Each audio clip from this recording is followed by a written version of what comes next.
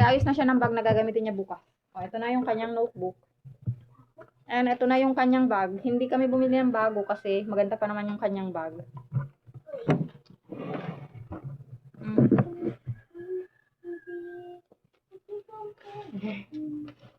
Tapos niya kung kaniyan, math, tas mathematics, mag-ibang subject.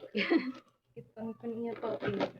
Tapos, bibigyan ko lang siya ng isang ballpen.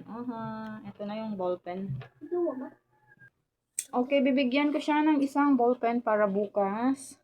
Then, meron na din siyang mga lagayan. Ano yung laman ng bag mo? Tingnan ang laman ng bag mo. Meron siyang gunting.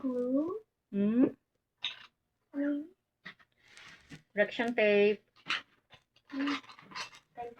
Meron siyang pencil pen. Oh, broad and fine daw. Mayroon palang magkaibang klase ng pencil pen. Then, meron siyang sharpener.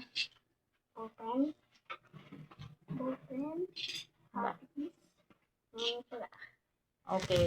Tapos, meron siyang lagayan ng kanyang mga lapis. Ganito lang. Dami kong sulod. Dami akong bulletin.